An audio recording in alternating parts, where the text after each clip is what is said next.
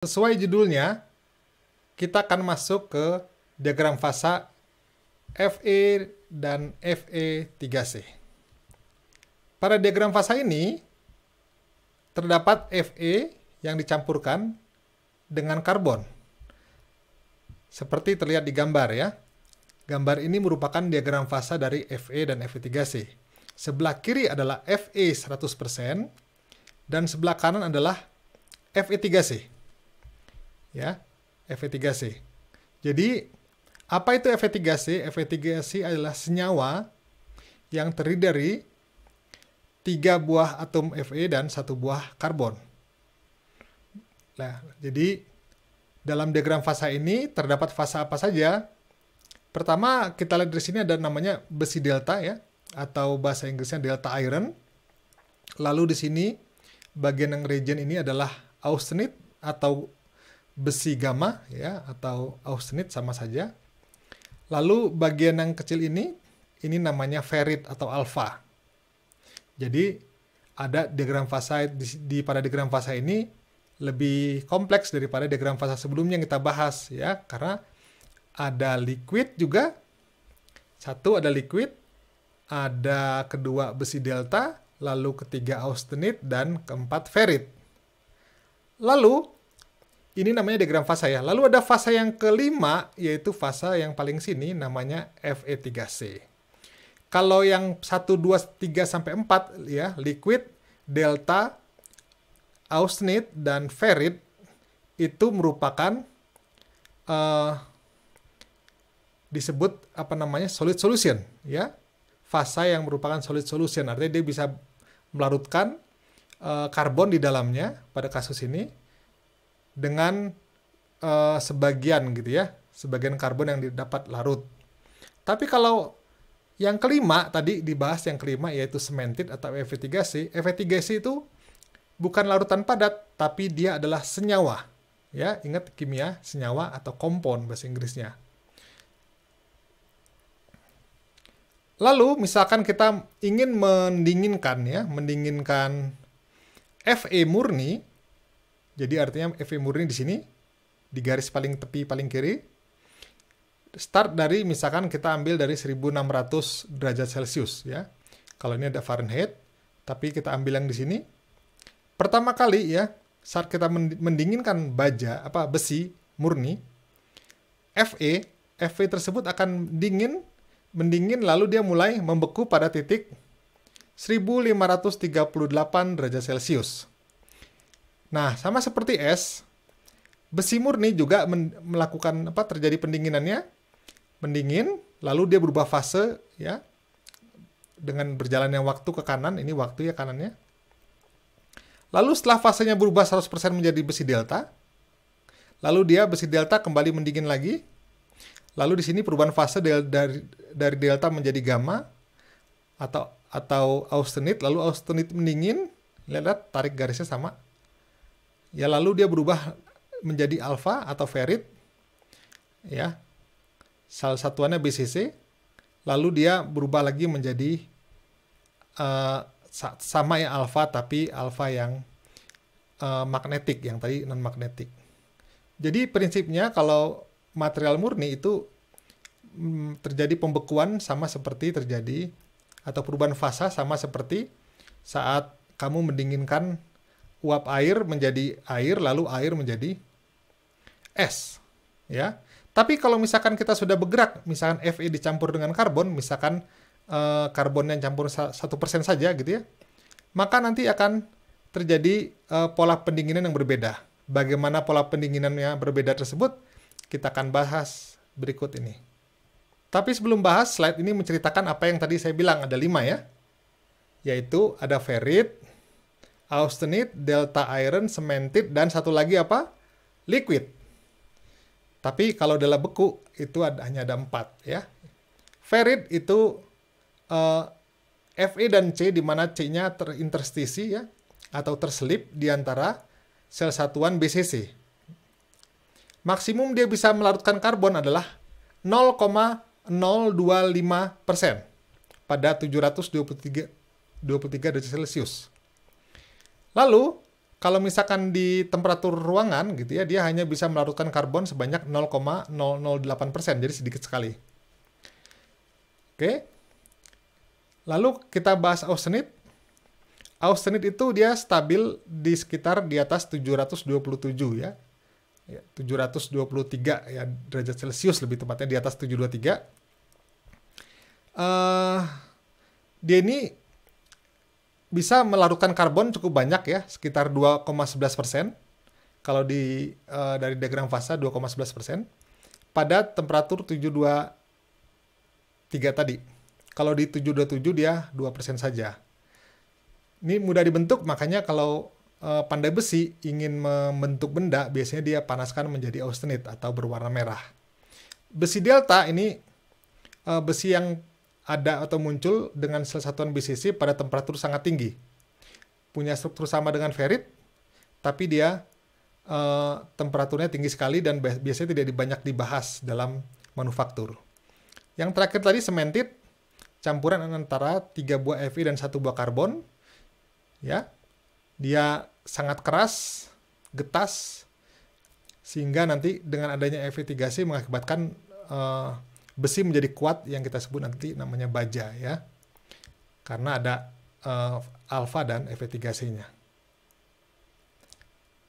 Lalu bagaimana gitu ya? Kita bahas sekarang kita bahas bagaimana pendinginannya. Sebelumnya kita bahas dulu bagian-bagiannya. Di sini ada titik-titik tertentu, namanya titik peritik ya. Peritik itu adalah titik di mana terjadi perubahan fase dari delta ditambah liquid ya, berubah menjadi nih. Harus dilihat ya. Delta tambah liquid berubah menjadi austenit ya. Ini austenit. Jadi kamu tarik garis aja di titik ini, maka kamu bisa tahu ya. Tapi ini tidak banyak dibahas di engineering. Kenapa? Karena temperatur sangat tinggi dan biasanya orang tidak merancang menggunakan baja pada temperatur tersebut. Sehingga titik yang penting berikutnya ada 2, yaitu titik pada bagian A namanya eutectic, di mana kalau kita tarik garis ya, pendinginan ini paling rendah dan juga berubah fase dari liquid ya. Ini atas liquid berubah menjadi austenit tambah Fe3C. Lalu bagian penting berikutnya adalah titik ini, eutectoid. Austenit berubah menjadi alfa tambah Fe3C. Seperti itu. Fasenya bagaimana? Kita lihat ini austenit ya, gamma. Lalu nanti berubah menjadi Fe3C tambah alfa atau alfa tambah Fe3C. Gambarnya seperti garis-garis seperti ini. Nah, garis-garis ini, yang garis-garis hitam ini, itu adalah Fe3C. Senyawa ya. Seperti itu. Nah, kalau kita lihat di sini bahwa perubahannya dari austenit tadi, lihat sel satu apa namanya butirannya ini di sini. Ini juga butirannya sama ya. Pada prinsipnya dia tidak banyak berubah secara butir, tapi fasenya yang berubah dari austenit menjadi alfa tambah Fe3C. Lalu, kalau kita misalkan membahas mengenai baja, hypoeutectoid artinya baja yang di sebelah kiri titik eutectoid. Artinya less than eutectoid ya. Eutectoid 0,76% karbon, sehingga semua baja yang kurang dari 0,76% itu disebut baja hypoeutectoid. Contohnya apa? ISI 1010 ya, artinya 0,10% karbon, less than 0,76% karbon. Itu termasuk baja hypoeutectoid ya. ISI 1010, ISI 1020, ISI 1030 dan sampai 60 ya. Lalu kita akan bahas lagi tadi ya, bagaimana kalau kita misalkan punya besi baja ya. Baja itu dari titik ini, lihat titik ini, ke sebelah kiri itu daerahnya baja. Titik ini ke sebelah kanan namanya besi cor. Sehingga daerah baja yang sedang kita bahas di sini kita dinginkan dari titik austenit ya. Titik ini austenit, fase austenit. Kita dinginkan, apa yang terjadi? Pada titik ini mulai ada pengintian apa? Betul, ferit ya. Ini ferit yang ini. Jadi ingat kalau ini ferit, atau alfa, sana gamma, di tengah-tengah ini campurannya. Sehingga saat dia memasuki daerah itu, ada austenit yang berubah menjadi ferrit. Ya, gambar ini biru-biru ini. Lalu kalau kita dinginkan terus, ya di sini, maka alfa tadi makin banyak ya. Alfa tadi makin banyak. Dan saat dia melewati garis ini, titik ini eutektoid tadi ya, ada garis 727 tadi. Atau ada yang bilang 723 ya, sama ya. Nanti kita lihat aja di buku Kalister yang kita pakai. Maka ya, alfa tadi namanya tidak akan berubah dan namanya tetap alfa ya, atau ferrit pro-eutektoid. Artinya sebelum terjadi eutektoid dia sudah ada. Lalu sisanya austenit tadi ya berubah menjadi alfa tambah Fe3C yang kita sebut juga namanya perlit ya. Yang ini begitu. Kalau di foto, di microstructure yang di foto ya, terlihat gambar seperti ini. Ada gambar yang putih-putih ini adalah pro-eutektoid ferrit atau ferrit pro-eutektoid. Lalu yang hitam garis-garis adalah perlit. Perlit adalah proses pendinginan yang mengakibatkan perubahan dari austenit menjadi alfa tambah Fe3C ya, atau kita sebut dengan perlit, sehingga dari austenit berubah menjadi perlit. Bagaimana kalau misalkan kita bajanya berupa baja hipereutektoid ya?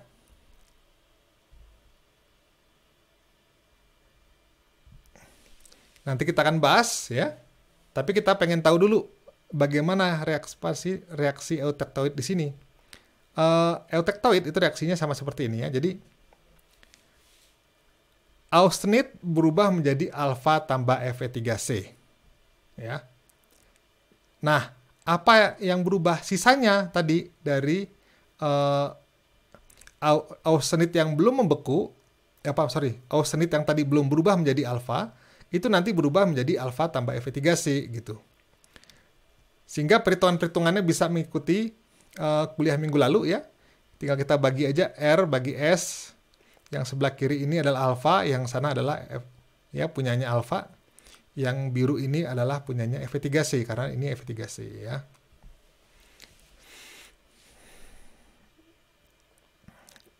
Nanti kita bahas khusus perhitungan mengenai itu. Lalu kalau kita punya baja hipereutektoid di atas 0,76, contohnya di sini, maka perubahan bajanya itu dari austenit ya, mulai mendingin lalu dia terbentuk inti sama seperti hipo. Kalau hipo intinya adalah alfa, kalau ini intinya adalah Fe3C ya. Fe3C. Fe3C yang membesar ya, lalu masih ada austenit di situ atau gamma. Nah, karena melewati garis ini tadi kita udah bahas, maka austenitnya atau gammanya berubah menjadi perlit. Sehingga gambarnya seperti ini. Ini microstructure-nya, foto langsung dari materialnya ya. Ini yang putih-putihnya ini, luarnya ini ada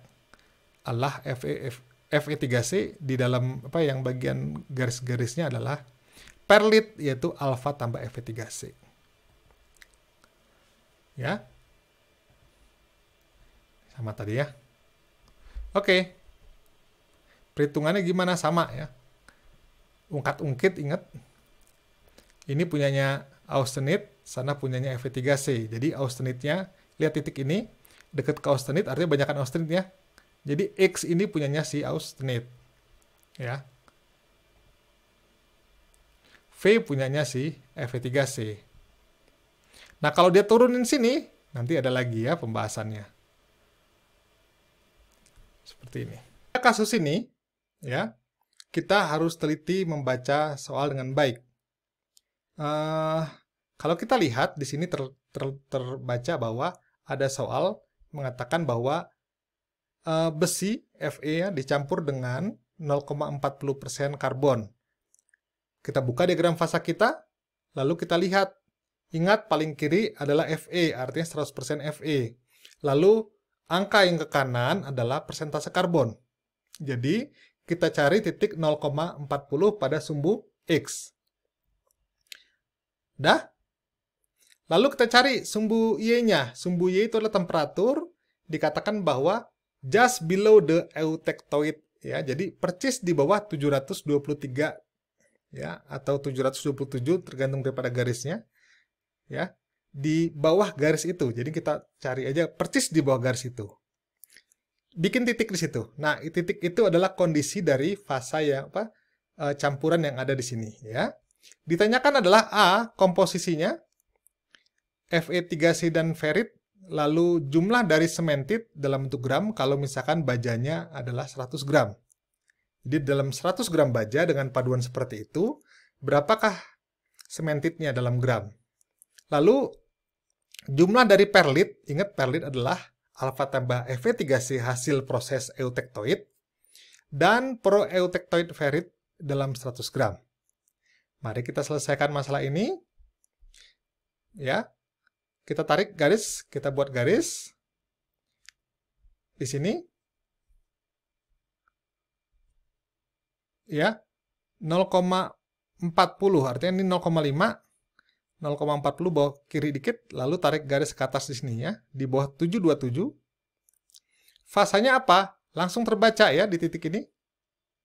Lihat mouse-nya. Adalah alfa dan Fe3C ya. Alfa dan Fe3C. Jadi nomor 1 kita bisa bahas. Oke, bisa selesaikan. Oke. Berapakah alfanya, kandungan karbonnya? Tinggal tarik garis ke kiri. Ya, lalu ke bawah. Sekitar 0,022%. Yang ini tarik ke kanan, Fe3C. Fe3C selalu sama ya, karena senyawa adalah 6,67% berat dari karbon ya. Walaupun di buku pakainya 6,70, tapi kalau kita hitung 6,67. Coba aja hitung dari berat ininya, atom relatifnya, pasti kita bisa dapatkan. Lalu, ditanya ya, hal yang kedua, kita bikin garis ini. Kita tahu ya, punyanya Fe3C itu kan garis titik ini, artinya bagian seberangnya ya, R dibagi R tambah S. Ya, R dibagi R tambah S.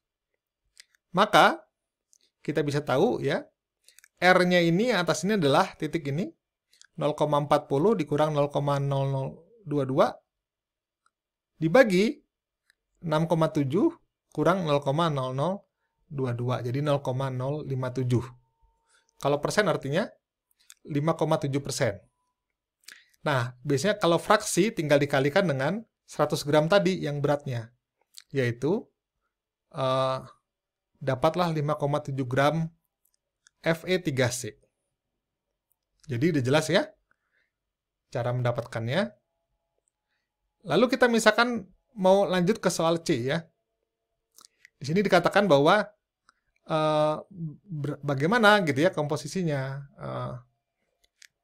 Maka kita bisa dapat gitu ya. Di titik ini awalnya 0,40. Maka alfa atau ferrit gitu ya.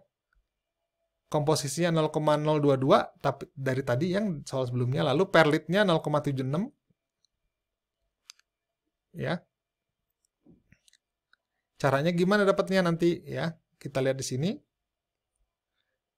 V dibagi V tambah X gitu ya, atau C0, C titik ini 0,4 kurang alfa per V tambah X ini, panjang ini, didapatkan 0,512 perlit ya. Jadi V tambah X yang di sini ya, ini tadi yang buat Fe3C yang di awal, kita ambil tarik ke sini. Jadi V yang benar itu V per V tambah X ini ya, nggak sampai sana tadi. Didapatkan 0,512 dikalikan dengan 100 sama dengan 51,2 gram perlit. Sisanya apa? Alfa proeutectoid. Kenapa Pak alfa proeutectoid? Karena dia di sini startnya ada alfa dulu. Kalau di kanan nanti namanya Fe3C Pro Eutectoid. Jadi bisa ya, tinggal hitung lagi, gampang dapat angka segini. Lalu apa dampak dari ditambahkannya alloy, paduan ya? Kalau kita belajar dari minggu lalu atau 2 minggu lalu, kalau kita misal menambahkan sebuah unsur lain dalam sebuah material, maka akan menjadi lebih kuat. Contohnya Cu dan Ni yang sudah kita bahas sebelumnya ya. Kalau di sini Fe tambah karbon. Kalau misalkan Fe tambah karbon, lalu ditambahin lagi unsur lain, contohnya titanium, maka ya makin banyak ya persentase titaniumnya, kan ke kanan ini persentasenya, maka dia temperatur eutectoidnya berubah ya, naik seperti itu. Lalu kalau molybdenum, Si dan lain-lain akan berubah ya. Nah, ini juga memperkuat dari logam tersebut. Ya, lalu misalkan apa yang terjadi dengan tadi komposisi eutectoidnya juga ada perubahan. Jadi ada perubahan dari diagram fasa tadi. Diagram fasa tadi itu hanya Fe dan C. Kalau ditambah unsur lain nanti ada perubahan-perubahan yang terjadi ya, perbedaan-perbedaan. Tapi pada prinsipnya dengan ditambahkan unsur-unsur gitu ya, membuat logamnya semakin lebih kuat. Oke, jelas ya? Terima kasih, sampai sini diagram fasa Fe3C selesai. Nanti bisa langsung lihat video berikutnya, yaitu transformasi fasa pada Fe dan Fe3C. Ya, sampai jumpa.